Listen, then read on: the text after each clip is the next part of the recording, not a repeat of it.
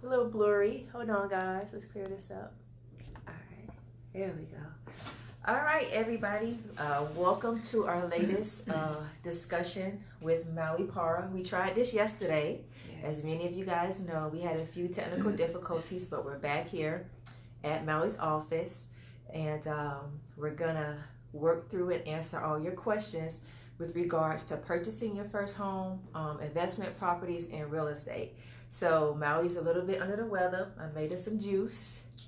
So she's going to definitely be here to answer your questions. Drop any questions, any comments that you have in the comments below. Maui will be sure to get to them.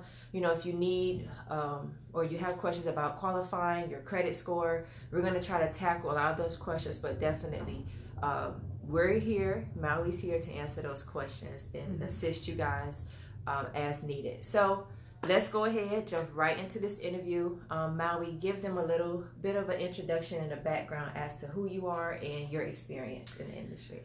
Okay, well, I wasn't actually an NEXP, and we talked about that yesterday a little bit. And back in 2010, I was an EXP, and that's how we met. Yes. Working a gig, and it was so much fun. It was a fun time of my life. And then after that, I went into I was doing taxes. I had been doing taxes, but just during tax season. And then after that, I merged into law, and I did that for several years until 4 years ago when I had my kid, my baby Sebastian. And it was 4 years ago when I had him. I had a really bad pregnancy, so I had to stay more time at home, and I was looking for something that will give me that freedom. I think that when you taste that freedom, being an EXP, you don't want to be in an office 9 to 5, and that's what I wanted. I really missed that. So I merged into real estate. I didn't want it to be a realtor, so I met this lady that actually took me under her wing and showed me everything that there was to know. So I started as a processor, and the processor is actually the person that puts together your loan. And that's what I did for 2 years.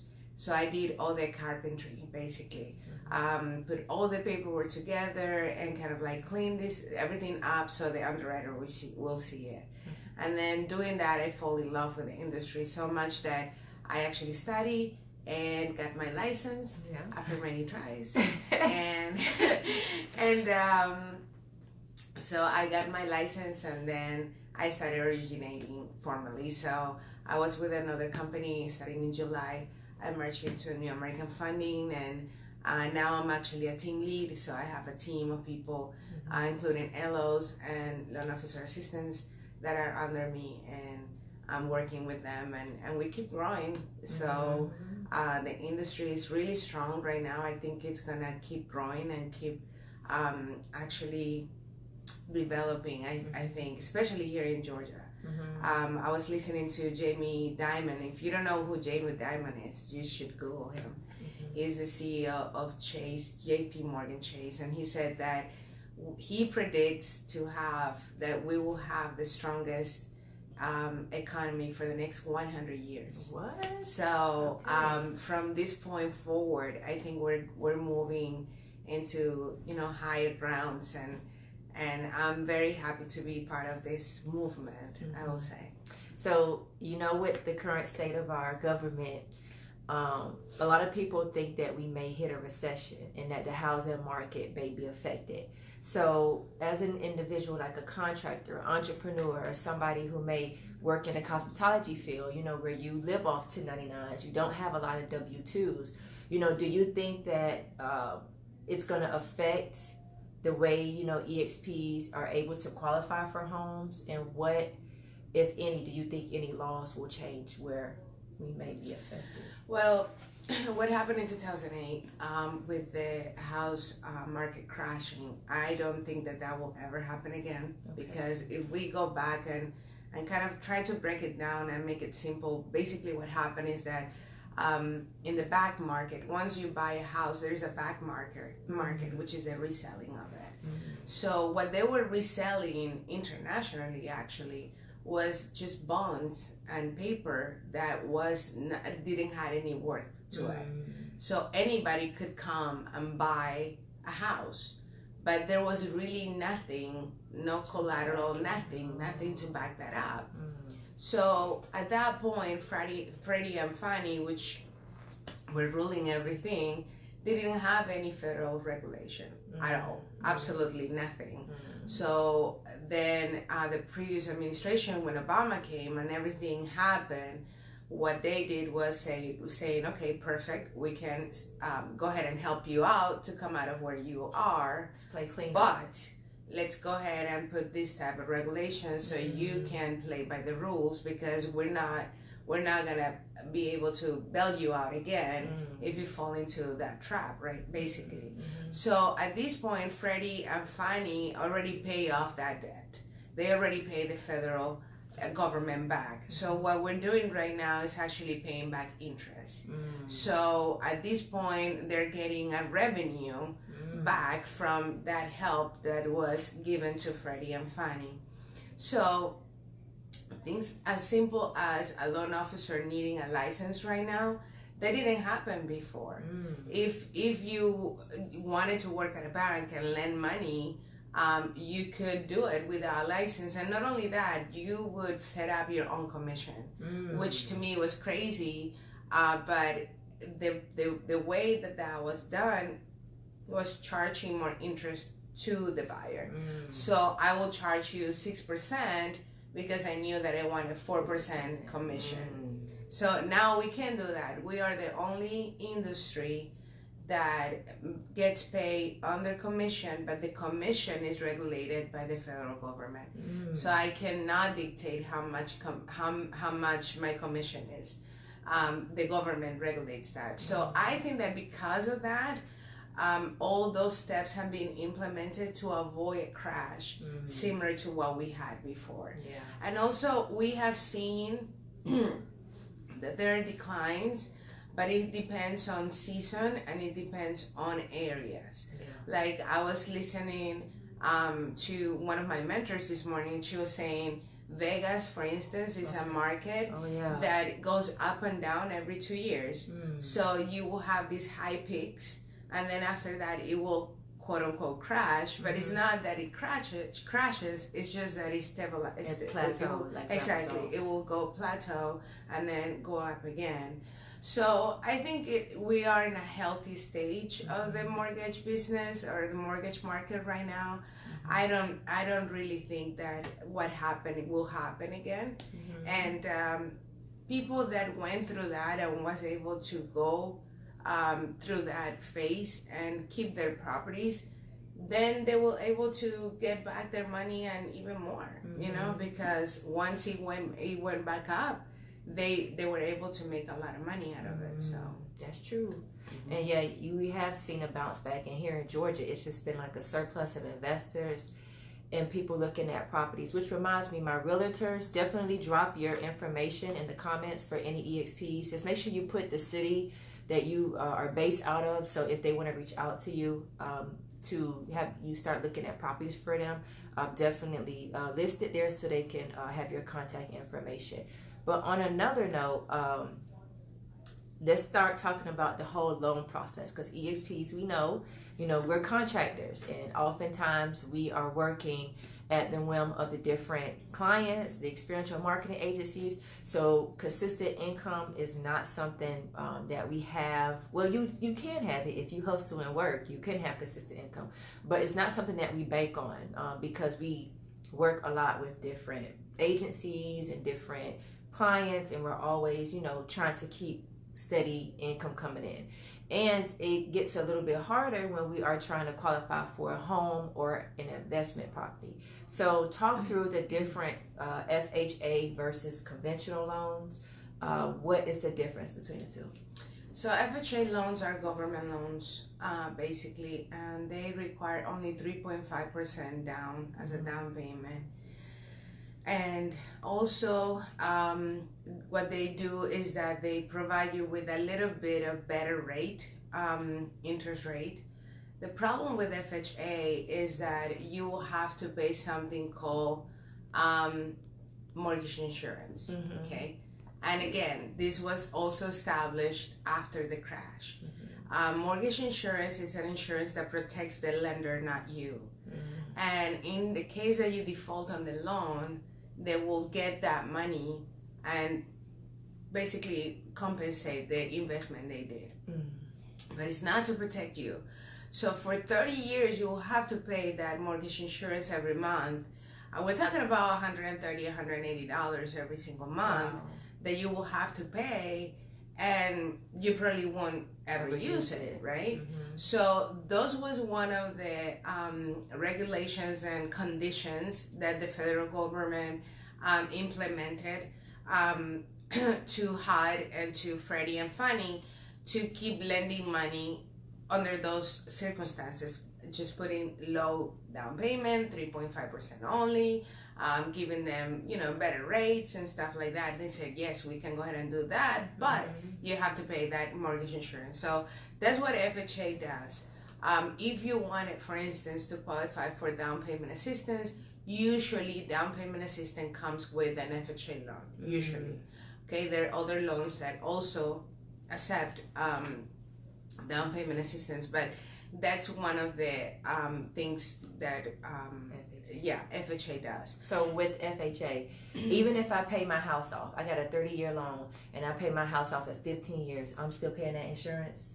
No, once your loan is paid off, okay, you don't pay that insurance anymore. Okay, good, okay. But the good thing with having a conventional loan, now talking about conventional is a private loan, you have something called PMI, which is private mortgage insurance. But the private mortgage insurance, it only applies until you reach 20% of your loan amount. So let's say that you're buying a $200,000 home and you have $20,000 to give down. That's only 10%.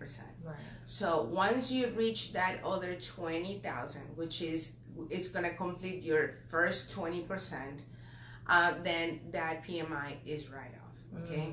Now you can do that before, and the way that you do that before is that you can contest the mortgage insurance, which I'm doing now. Which she's doing now. And the way that you do that is when your property gains value. Okay.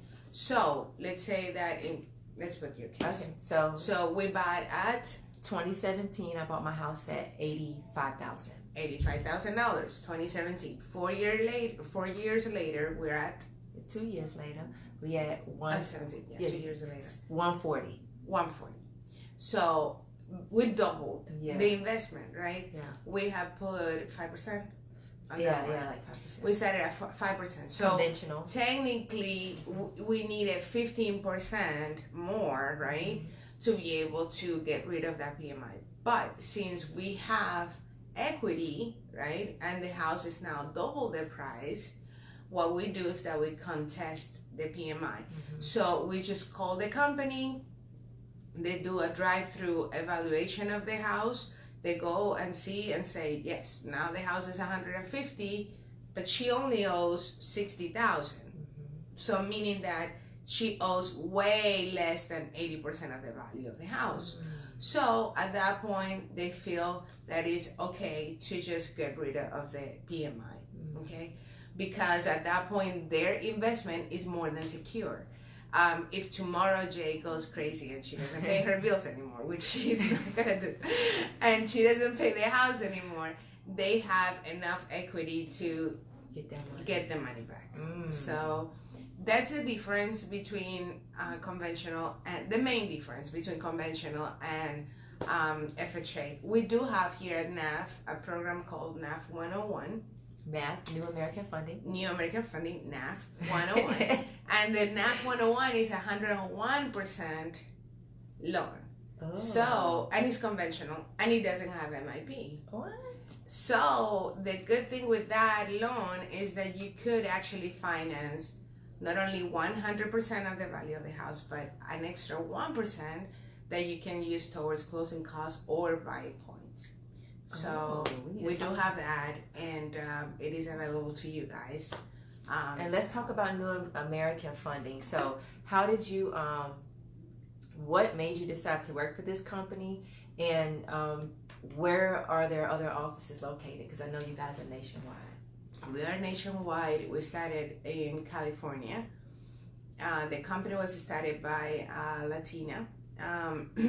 She actually started as a receptionist and worked her way up in the industry until she became the president of the company. And she's the only Latina who sits in the board of HUD currently. So it's a very impressive lady and a very impressive story. So anyway, so she started with that, and right now we are nationwide. Currently I belong to the Southeast Division, but we are everywhere. So if you needed a loan and you're in a different state, don't hesitate to call me. I can actually locate somebody that can help you. And that will be, more than happy to help and answer all your questions within your state. Okay.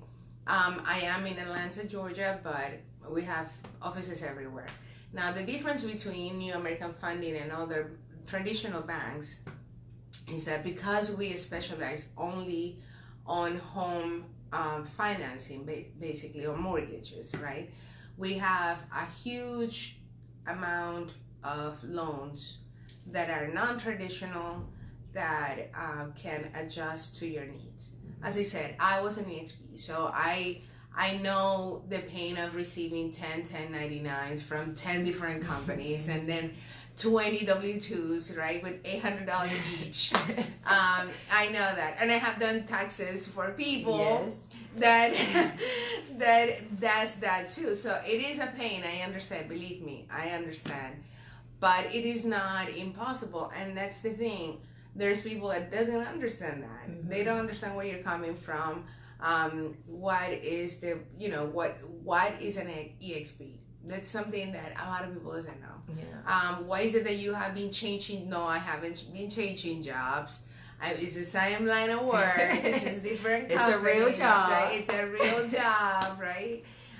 So people don't understand that. And so if you go to a traditional bank, you may hear a no, but I want you to know that that shouldn't be the final answer. Don't get discouraged. Yes, don't get discouraged.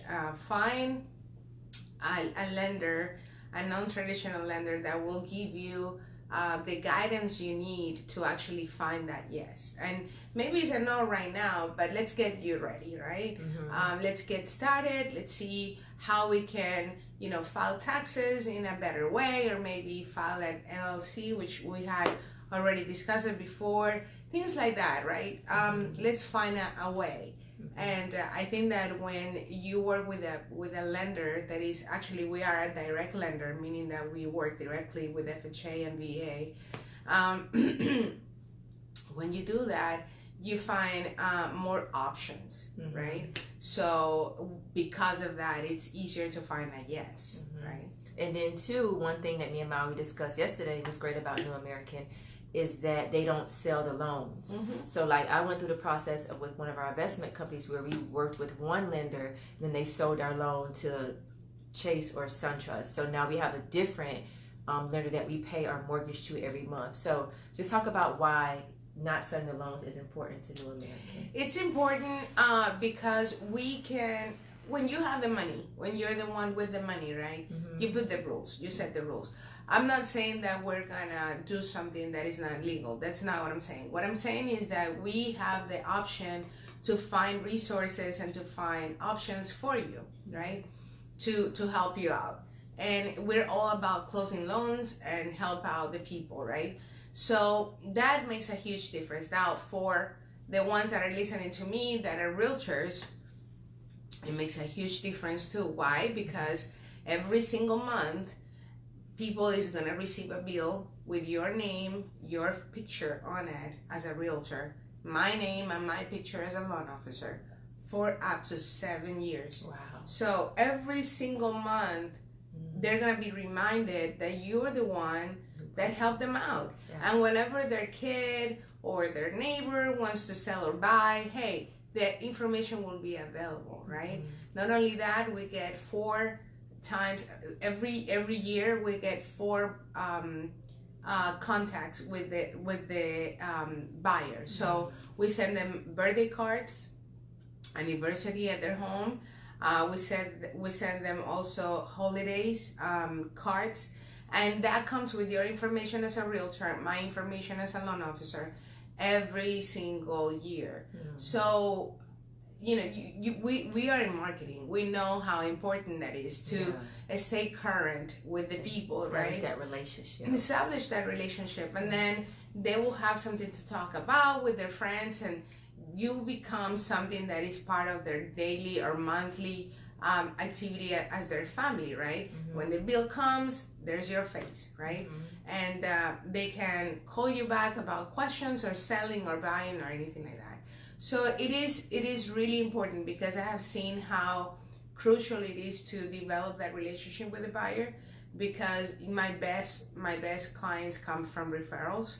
So it is important to maintain that communication, and also for you guys as buyers, right? For whoever is going to buy, it is better to know that there's only one bank that is going to handle all your needs, that your loan is not going to be resale, that you send a payment to this bank and no, it's not the bank anymore. Now it's this one, right? And the payment is lost, and they're going to transfer here, so you don't even know who to talk to anymore. So it is important to maintain that one-on-one relationship. If you want to refi, you can call the same person and you can do your refi with them. So that it's for me, I think it creates a stability, and it tells you about how stable and solid this company is too. And that's important, because having that relationship and feeling appreciated as a individual is important. You want to make sure that you have a great relationship with any person that you're going to be working with, because they are, for a lot of people, this is a big decision, and being a part of that big decision in their life is important.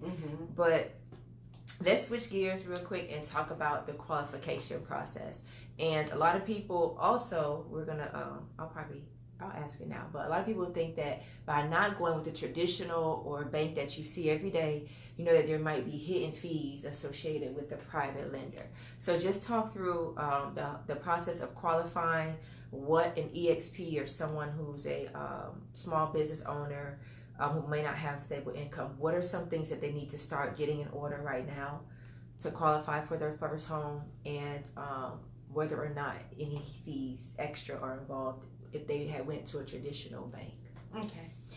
So no hidden fees. Okay. The bank that I used to work with, yes, it was very expensive, and they had fees associated with the origination of the loan. New American Funding doesn't charge origination fees. So meaning that you're gonna save money in that way. Our closing costs or fees are standard fees. I think it's $890 or something like that, $920, something like that. What's the market? Which is just, usually the market is between 12%, 1,200 and 1% of the loan amount. So we are, we're there, and that's just underwriting and processing fee, which everybody's gonna charge. Traditional and non-traditional. That's one thing. Then the other thing is in regards of what to do or how to get ready. There are 3 main things that we see, which is credit, taxes or income, of course, and how much do you have in savings. Okay, those are the 3 main factors for the buying process or pre-qualification process, I would say. So credit.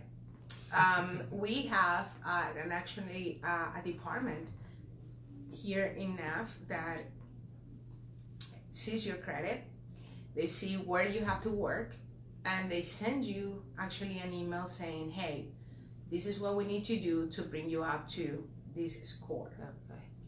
That's free to you, free to me, free to everybody. You don't have to pay for it. There's something called a rescore process, and I have seen it in my previous bank where I used to work. Sometimes they charge you even $425 for a rescore. Wow. what it does is that it tells you, let's say that I tell you, okay, you have to bring this Chase credit card down to $100, and this Amex you have to bring it down to $200. Once you do that, send me proof that you did it. Okay, so you send proof, and we send it to the credit bureaus. The credit bureaus go ahead and they verify that everything has been paid. And what they do at that point is that they do a rescore. So immediately, we're talking about 72 hours, your credit score goes up just because you prove that you did that, right? Now, in other banks, they charge you for that. And sometimes they charge you per credit bureau, per credit line. So that's why it adds up to $420, $450. We don't charge for that. So all you have to do is, once we run the credit, we talk about it. You may be at $650, but you want it at $700. Okay, perfect. So what is it that we need to do? We just send the credit report to the department, right? They send us that. It's like a recipe. This is what you do, right? And, 1, 2, 3, 4. And one thing right? to note, sorry to interrupt you. The credit score, I know a lot of us use freecreditreport.com and all these different services to be monitoring our credit score. I know my credit card, they send me every month a new credit score. How is that credit score different than what you as a lender may actually pull? Yeah, that doesn't work. That's a commercial credit report service. And what they do is that they want to keep you there. They want to keep you downloading the app and going in there every month. But they don't have full access to your whole credit history. Because in order for you to do that or have full access, you need to be a financial institution. So we as a financial institution have full access to all your financial records with the credit bureau. So they don't. They're not a financial institution. So a lot of people comes here and they're like, oh, but my phone says, and I'm like, I'm sorry, but your phone doesn't know what your phone is talking about. Yeah. So on average, mine was like 20 points lower than what it said on the free credit report. It was 20 points lower than when we ran it here at New American Funding. Exactly. So sometimes it's good news, sometimes it's not. So it's good to come with an expert, right, and do it right. So that's one thing with the credit. So we can help you actually get that information on what things you need to work on, and you start working on them, right? And once you're ready, then we're going to be ready for you. So that's one thing, which is credit. The other thing is saving money. Hold on, before we leave credit, two things. How long is that credit score good for? So if I'm looking to buy a home, what is my window from when you ran my credit? Because whenever you guys do a hard credit pull, it goes on your credit report, right? So how long do I have from when I go to a lender and they run my credit to I don't have to run my credit again? 120 days. So that's 4 months. 4 months? All right. Yeah, 4 months. Okay, and then why is having a good credit score important? Is it like a different interest rate? Like why do I need to make sure my credit report? Yes, it is because of the interest rate. So the rate will determine how much your monthly payment is, of course. The rate will also determine how many programs are available to you, or what programs are available to you. So usually in conventional, for instance, you need a high credit, meaning more than 680. FHA is more flexible, so you can start at 620 for FHA. You also, actually, we do have FHAs that are lower than 620, but those are something we call minimal underwriting. And this may be a little bit technical, but I want to tackle it just a little bit. Yeah. A lot of people, when we talk about underwriters, right, they think of this, I don't know, the way that I thought about it was, this old lady in a dark room, right, with glasses. And what is an underwriter? So the underwriter is the person that is actually going to say yes or no to your loan. Okay. So for me, it was a really mean lady hiding in a room, doing, this, checking everything to say yes or no. So after the crash, there was something created, which is the desktop underwriting system. And it's just a system. It's just a software. So we put everything in there in the software. We put your credit, we put how much money you make. We click a button and it says approve or not approve. So that is an automatic thing that we all do, right? Now, when you follow, when you are basically, you don't follow the standards, right? So when your credit score is not a 620, or when there's certain things in your credit that probably you didn't pay, or things like that, we can do a manual underwriting. And that's when the underwriter will take the loan from the beginning and check every single thing. And they may ask for other things like verification of rent for the last two years, additional assets to prove that you're gonna have reserves for the next three months or so, things like that, right? So either way, we're gonna end it up with a yes, but it is better, of course, when you have an automatic underwriting approval, because in that way things go easier, right? There's still gonna be an underwriter checking, but we still have that automatic approval saying that yes, you did qualify, and that we can lend you the money under these conditions, and they will tell you, what you need to provide. So that's something important to keep in mind. If you are going with a lender, it's good for you to ask that. Hey, can you run the DU? And they're gonna be like, wow, you know about that? Yes, Maui told me. So tell them, can you run the DU? Can you give me a DU approval so I can really check, make sure that I do qualify. So at that point, it's not just my opinion as a loan officer, it's the automatic approval system that is also gonna give you, right, that approval. So just to recap before we move on to savings, credit.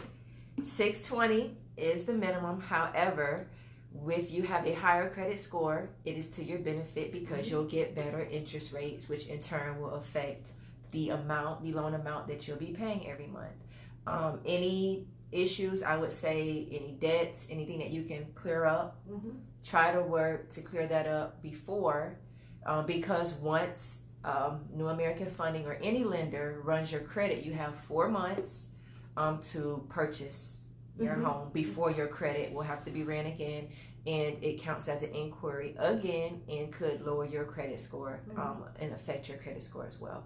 And just make sure you guys are your spending habits. If you're looking to buy a home, what is the window? Like, you shouldn't be buying anything within like a couple months prior, right? Because it'll affect your credit and affect your ability to get your home. And even yes, and once they give you that prequel letter, stop buying, stop shopping around, stop running your credit with people, stop everything. Let's just stop, right? Just wait for the closing. Go ahead and shop for your house. Stop. Like, I know people right now. I'm about to close a loan, and it's funny, but we were about to close, and this lady had an inquiry in Victoria's Secrets. She got a credit card for Victoria's Secrets, and I called her, and I'm like, why do you do this? Well, I was planning, the surprise party for my husband for the day that we close, and I'm like, we could have waited for that, So now we're waiting, right, to see what's going to happen with that. But the inquiries are not something that are going to look good in your credit. And there is a soft pull that is run right before you close. So it's important for you to hold on and not do anything. Don't buy furniture. Don't buy a car to put in that garage because it's gonna look sexy. Don't do that. Don't go to Victoria's Secret. Just wait until you sign, and then after that, go crazy to the mall and do whatever you want to do. But wait. So once you have that pre-approval letter, freeze. Just don't do anything. Okay. So let's move to the next part. Savings. What is a good amount to save and have in reserves if you are looking to purchase your first home or an investment property? The more you save, the better. because of what we said, right? FHA versus conventional. So conventional is going to require, these are 3% down payment. But the more you give as a down payment, the better, because you may get rid of that. Thank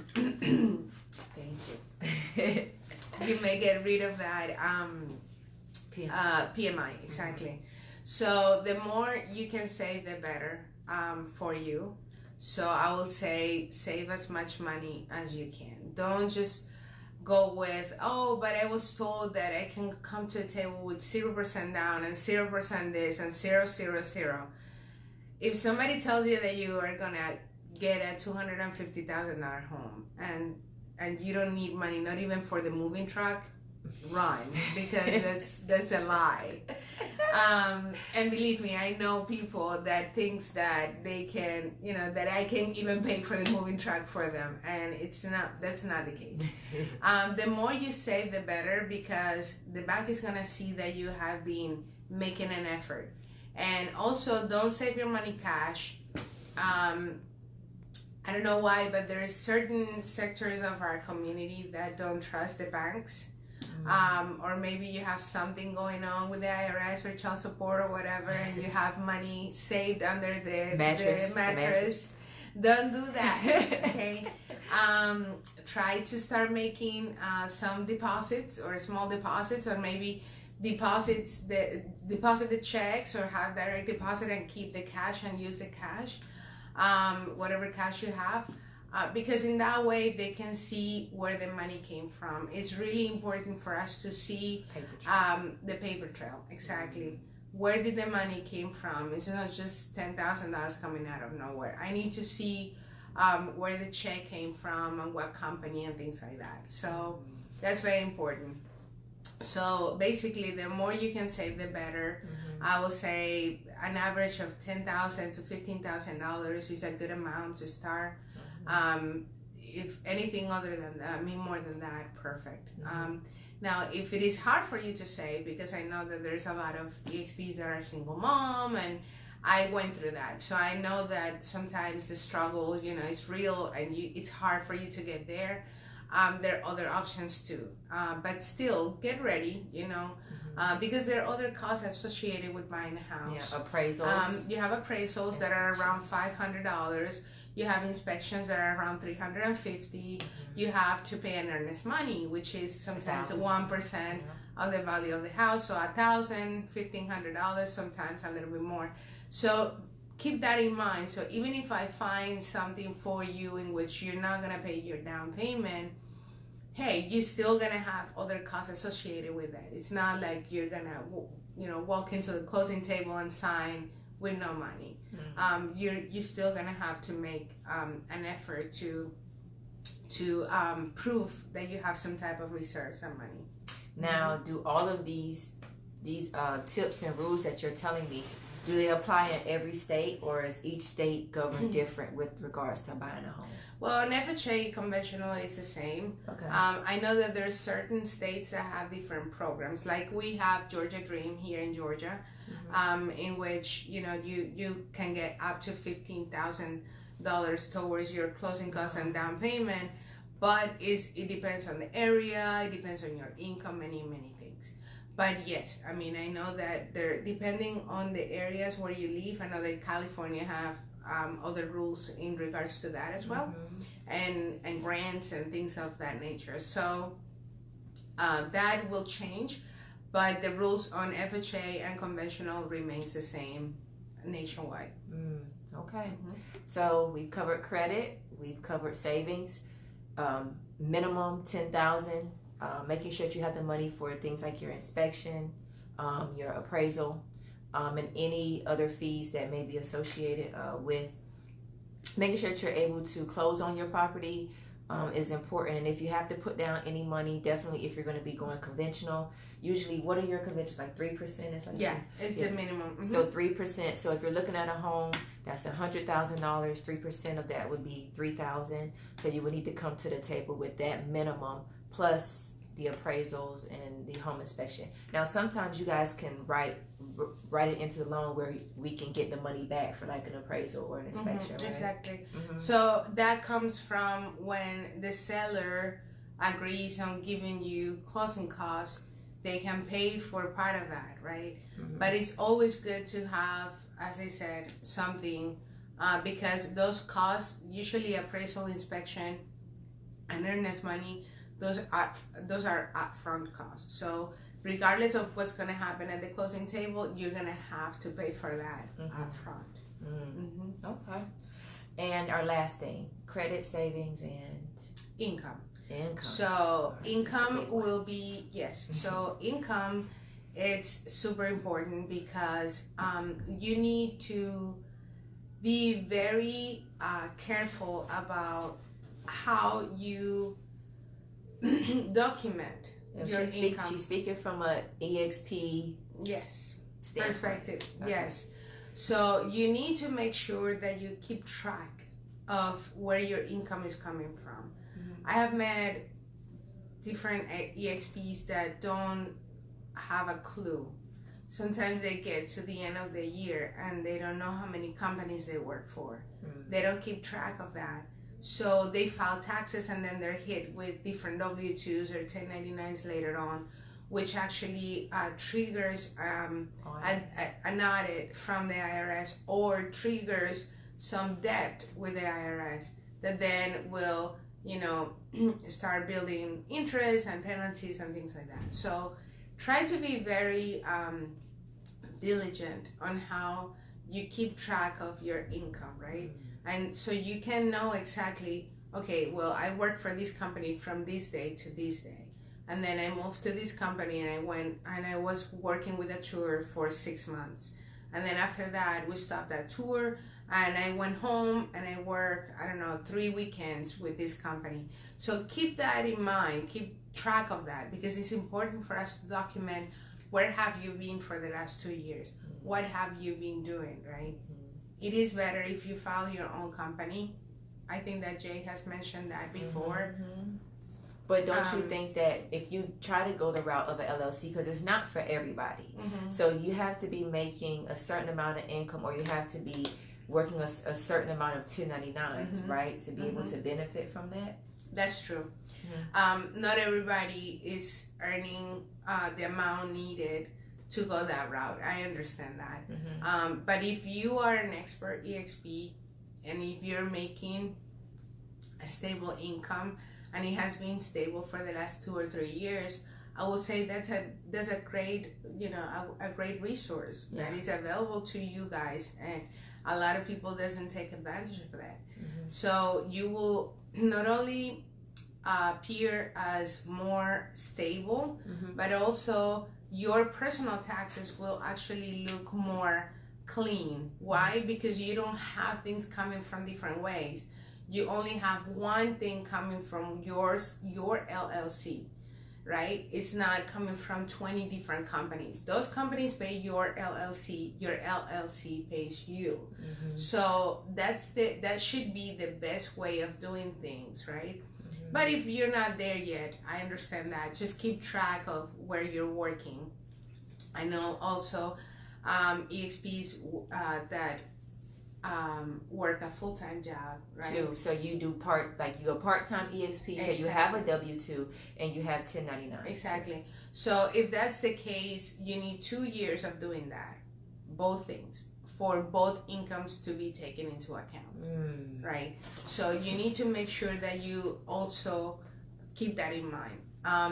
In terms of deductions, if your goal is to buy a house, don't deduct as much money as you make. Okay, on your taxes.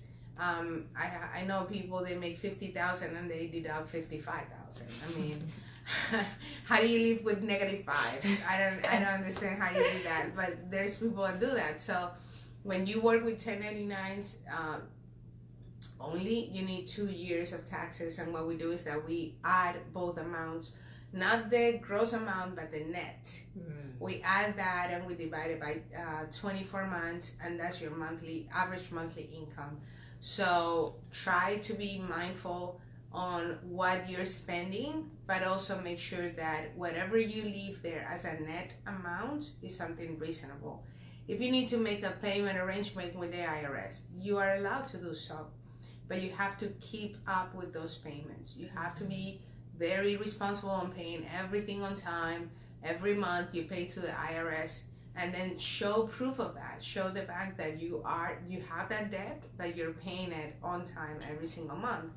And in that way, they will take that monthly payment in consideration as one of your liabilities, as one of your debt, but they still will lend you the money. Okay, so that's also very important to advise, because to keep in mind, because I know that a lot of you guys maybe have to pay back the IRS at the end of the year. So it is okay, that's fine. You can pay them, you can make a payment arrangement with them, and it's okay. You can use that as well. And let's talk about the all Sally Mae and student loans. How do student loans affect your ability to qualify for a home? Sally. Well, Sally. Well, Sally affects, yes. So this is a rule. The rule is that if your loan is deferred, meaning you're not paying on it. Okay. And I run your credit, and the payment balance is the payment amount or the monthly payment is zero, right? Because it's deferred, right? Okay. And that deferment came from you applying for income circumstances or job related circumstances or whatever. I can take that zero as a zero, okay? Meaning that it won't affect you, right? But if it is not deferred, right, and it shows zero, I have to multiply the balance due times 0.5% and actually apply a monthly payment. So use that as a monthly payment. Because that's taking into account your debt. Exactly. So at that point, it will affect your loan, because it's kind of like a debt, a liability that you will have. So what if you're making payments every month? You're just making sure you're paying the minimum every month. Is that still? That's good. Okay. But I will take that minimum payment as one of your liabilities. Okay. The other thing is, well, I have decent credit, and what I did was that I co-signed for a car for my mom or my sister, right? And they're paying on it. I'm not. Perfect. That's fine. If it has been 12 months since you got that loan, and we have 12 months of evidence that they have been paying for that from their account, okay, then I can write it off. It doesn't affect you. So as long as, if you want to help somebody out with something like that, that's fine, but make sure that you keep record that that person is the one paying for it, not you. And once you have 12 months of proof of that, you can actually, basically qualify without taking that debt into consideration. Okay. So why is income so important? Is it because it affects the amount you qualify for? Like, what, as an EXP, if I make 50 to 80,000 a year, like how much can I qualify for? Like, what income factors determine how much I qualify for? So it all depends, because you can make 80,000, but you wanted your Camaro and you bought it, right? So now you have $800 of a payment on that car every single month. So guess what? It doesn't matter if you make 80,000, you're gonna have to be living at that Camaro because you're not gonna qualify for a home. So basically, what I'm saying is that it doesn't matter. It's the capacity that you have to repay a mortgage, right? So is the income to debt ratio. That's what we're looking at. So there is maybe an EXP that is making $40,000 a year, but they don't have any debt, right? Mm-hmm. They don't have student loans, they don't have anything like that. They're very, very conservative on the amount of debt they have. They may qualify for a really nice home. But there's other people that overspends, or they have a lot of debt in their credit, even though they get a lot of more money, they may not qualify. So that's what we see. We see the amount that comes in, but also the amount that goes out. And what's the debt to income ratio that you need to have, or you should stay below to qualify for a home? 40%. So meaning 40% of what's left after you pay everything off. 40 to 50%, depending on the loan type, basically the program. So after you pay off your regular debt that is shown on your credit, so I'm not talking about rent, bills, internet, cell phone, no. I'm talking about whatever is in your credit, right? After you pay that off, whatever is left, I have to use only from 45 to 50% of that towards your monthly payment. Okay. And then you factor in, like if I'm looking at a home that's $100,000, how do you factor in my mortgage payment? Like, how do you guys figure that out? So we have the base mortgage payment, which is gonna be the one that is gonna stay the same, because at least me, I don't do anything that is variable. I don't like that type of loan. I mean, I could offer it if it is something that you would like, but I usually don't do that. I like to do fixed rates. So let's say that you go with a conventional loan fixed rate for 30 years. I'm gonna give you a base payment amount, including interest, right? That's your mortgage payment. That's what is gonna stay like that for 30 years. Then after that, you have to add on your homeowner insurance, which is very important to have, and it's actually required by the bank in case that you have anything happening to your home. And then you have taxes as well, and then that becomes your monthly bill. So all of those things added on. If you go with FHA, then you also have to add on the mortgage insurance, right? So all of that is your mortgage payment in a monthly basis. And why, what was I going to ask you? It was something about the homes, the loans. Give me I had a brain fart, guys. Qualifying for the home, receiving the home. Why is it important? Interest rates. What are the interest rates right now? Okay, interest rate I have actually dropped for the third time this year. Wow. So interest rate are going up, but everything that goes out, what's going up? Exactly. So and everything that goes down goes up. So it's a good time to buy. Actually, it's a good time to buy for many reasons. Not only because of the interest rate, but because it's winter. And during winter time, usually houses sit in the market for longer. So sellers are desperate to sell. I was looking at the FMLS the other day, and I see houses that have been there for 100 days, 75 days. So what happens when you see that is that seller is more motivated to contribute with closing costs, to drop the price, to help you out with the deal, right? So that is an important factor. And then the other factor is the fact that the interest rate are lower right now. So it's a good time, I will say, to make that decision. I will say that it's a very good time. What's a good average? I know the interest rate's gonna be based again on your credit, but if somebody's looking right now, what's one that's ooh, that's definitely too high, that's a red flag, you should stay away? Is there a rate that you should kind of? Yeah, if it is in the fives, I will stay away.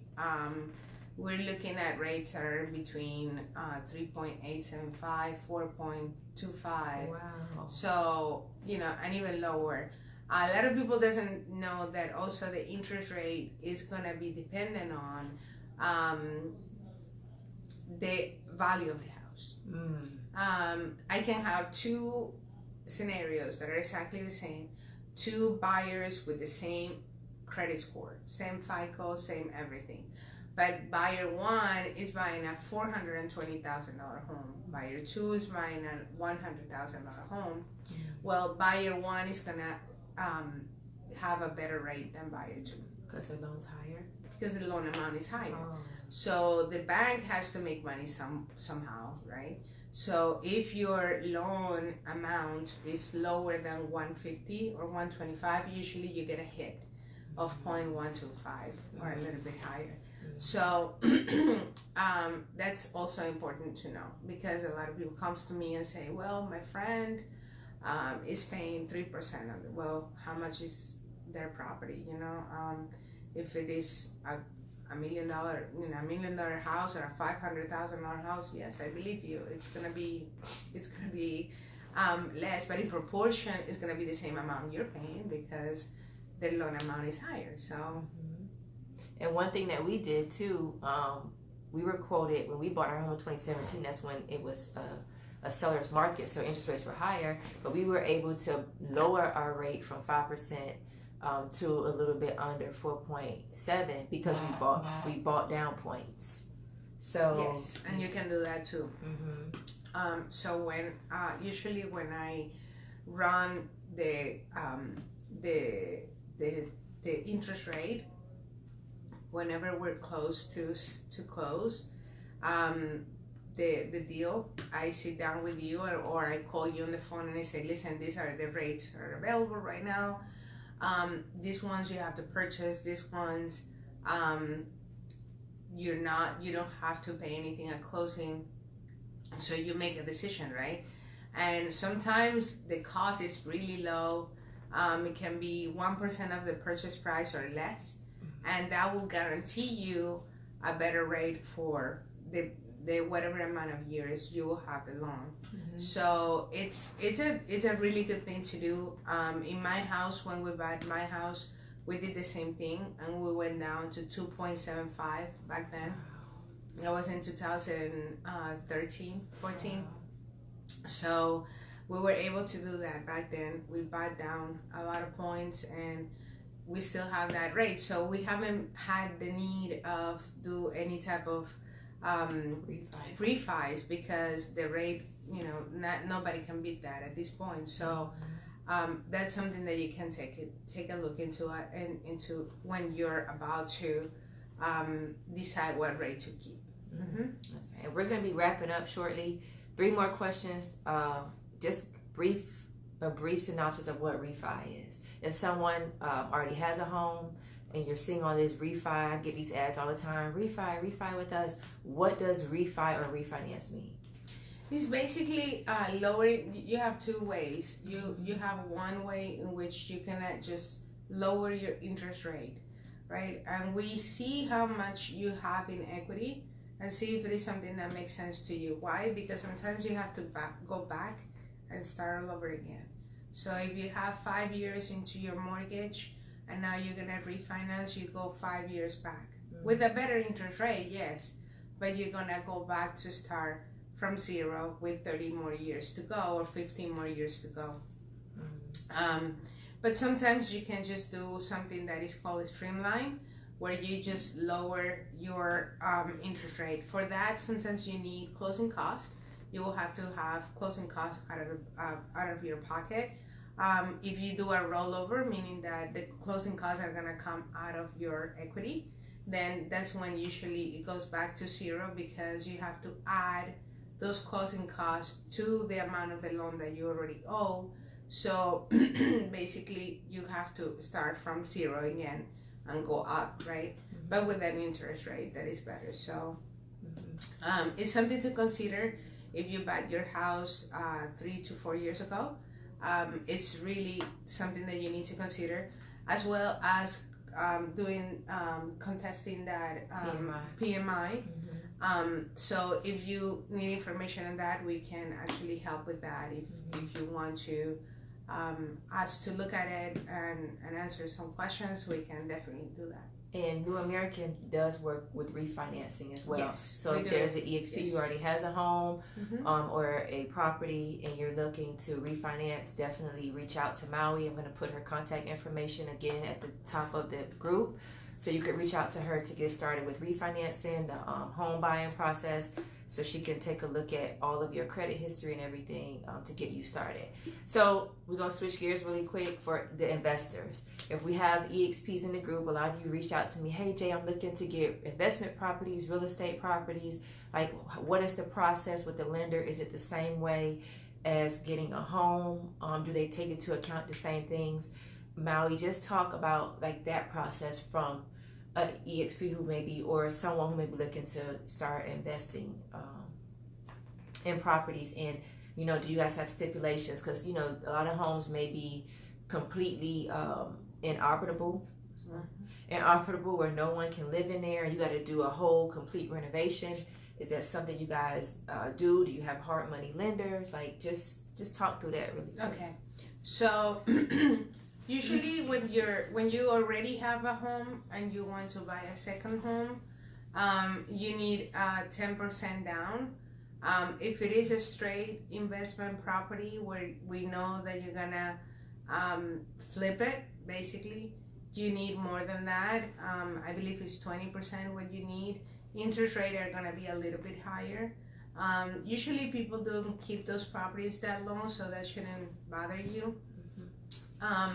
Something important to keep in mind, once you go back and you want to sell that property, let's say that you bought it and then you want to flip it and put it in the market again, you have to make sure that you have an expert real estate agent helping you with it.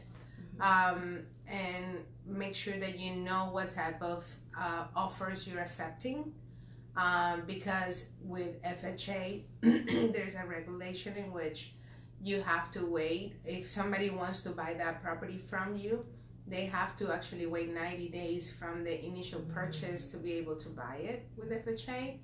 After that 90 days, they have to wait more than 120 days to need only one appraisal, because if the price doubled or it went up too much, they need two appraisals instead of one. So it's better if you're gonna flip it to go conventional when you sell it.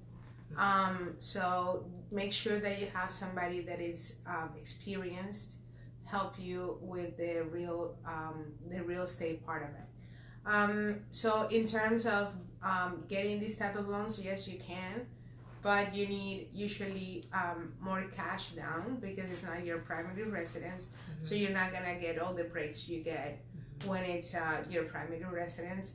We also have renovation loans in which you can get part of the money that you're gonna need to renovate the property to fix it. And that's usually done for primary homes. So if you want to live in the property for maybe 1 year or two, and also fix it, we can help you with that. And we have construction loans in which you can have the land and the dwelling, which is the house, financed all at once. So for that you need, I think, around 30% down. So yes, you need more money down, and if you're thinking about investing, of course you need also to be saving money to do so. Because all of that, the income, the credit, your savings, all that's going to be still taken into account. Correct. And even when you refinance, you go through that same process. Yes. Which unless there is a streamline, which is the FHA, but still we have to pull your credit. So it's better for you to, keep in mind that you need to have a good credit history. You have to pay that mortgage on time to be able to qualify for that refi as well. So make sure that you have that taken care of before you ask about the refinancing. Okay. And then working with the realtor, what is some advice you have for EXPs? Well, I respect the jobs of the realtors. I love my realtors. They're my business partners, and I believe that you need somebody that really understands what you're looking for, that you have a really good connection with and rapport with, because there's a lot of stress that is involved with the buying process. Yes. So if you are stressed out and dealing with somebody that you don't like, that's bad. So you really need to find somebody that that you like, that you get a loan, that you know that is going to be able to guide you through the process. Not necessarily somebody that is experienced, because I know that there's a lot of people that is new and want to start and want to do things right. And if they don't know the answer, they will look for it, and they need a chance, you know, give them a try. That's okay. But it's good to know that it's going to be somebody that is available to you. They're going to try to, you know, that they're resourceful, that they can find the answers that you need. That's important. Now, the other thing that I want to say is that you don't go to a dealership without knowing how much money are you going to spend, right? Or you don't go to the mall without knowing how much money you have in your bank account. So it's important for you to follow the due diligence. Right? Do your due diligence. Yes, and follow the process the right way. I know people that has been for years hooked to Zillow, looking through houses. They know all the houses out there. They know more than the realtors. Oh yeah, that one was sold for $260. That one was sold for $280. It's crazy. So how are you gonna spend that much time on that app and you're not even knowing how much is your FICO? Yeah. Are you serious? So don't do that. Don't just, you know, try to do your best to contact somebody that will actually tell you, hey, this is how much you qualify for. And then once you have that letter of a pre-approval letter, you can find whoever you want, whatever realtor is. I mean, there's many out there right now that can help you, you know, and you can actually interview your realtors and be like, okay, I already qualify for 220. So what do you have to offer, right? Yeah. Because in that way, you're going to make a more educated decision when it comes to shopping. You cannot just go for your dream house and go blind about it. No. Yeah. You have to know your facts and make your decisions based on fact, not on emotions. That's something important. And one thing I want to note, Maui said, you know, give a realtor a chance. You know, they may be new, they may be good. When you working with lenders, that don't apply. Exactly. You need to make sure, because they handling your credit, they handling your income, your money. And one thing, I want Maui to answer. Like I think you already answered it essentially, but you don't have to wait, because a lot of times realtors have preferred lenders that they work with. But if you already have a preferred lender, and you're looking to purchase your first home, you can start the process without having your realtor and have everything in the ball rolling. I can't believe how many people doesn't know that. Yeah. Right? They don't know that. I mean, it's free. I'm not gonna charge you anything. The bank pays me, right? So I don't understand why so many people think that they depend on a realtor to get to the lender. It doesn't work that way. Yeah. Because if you do that, you're gonna be dependent on that small amount of lenders they have, or the small amount of products they have. I know realtors that they only do certain communities or certain profiles of people, right? Demographic, exactly. So, you know, you're limiting yourself, and you shouldn't. Now, once you, as I said, once you have that letter in your hand, you can do whatever you want with it, and you can find the right realtor on your terms that will work for you, right? To be able to find the house. Now, don't go from lender to lender, because, like we said before, they run your credit every time. Exactly. But that letter that Mary was referring to is the pre-qualification letter. So that pre-qualification letter is needed to work with the realtor. But in order to get pre-qualified, they got to have credit, income, and savings. All right. So, guys, I think we covered most of it. We covered everything that you need to know to start your home buying experience. If you guys want to sign up with, not sign up, but if you guys are looking to purchase your first home, investment properties, Maui and New American Funding are here. They are nationwide. They can assist you in any state that you're in. They know the rules, the regulations governing that state, so they'll be able to tailor a loan to you in your situation. real estate agents, all my EXPs who work as agents as well, feel free to reach out to Maui. I'm going to drop her information in the comments as well. If you have buyers that are looking to buy, maybe having trouble getting financing or having trouble going through the process, and you don't want to babysit them, that's cool. Maui and her team at New American will work with that lender to to assist them with getting their first property. Yes. But one thing to note, and I'm going to let Maui leave it with her last piece of advice, but one thing I want to say, like Maui said, you got to do your due diligence, but don't leave it up to Maui and her team to do what you should be doing as an individual. Aside from being an EXP, just as an individual, do your homework, make sure your stuff is in order before you come and sit down with any lender, because then they got to spend hours a day sorting through your mess. So don't bring your mess. Don't bring your. She laughing, but we talk about this all the time. It's true. Come in order. Come in order. You can go turn up and kick it and plan these vacations and buy all this stuff, but you gotta come correct when you are looking to make a serious purchase such as this, because there's a lot that goes into it. A lot, sometimes headaches, a lot of waiting for the underwriter, and a lot of times where you're patient, setbacks. Yes. So go ahead, Maui, drop your last advice. I think so. I think at the end of the day is the highest investment that you probably will make in your life. Mm-hmm. Okay, it's something that will potentially change not only your life but the life of generations to come. Yes. Okay, I don't know how many of you have kids, but one of the things that actually drove me to have my first home was the fact that my kids wanted a pink room and a blue room. And in an apartment, I couldn't do that, right? Mm-hmm. So if you're doing it for the right reasons and you have the right motivations and you really want to take that next step, do your homework, okay?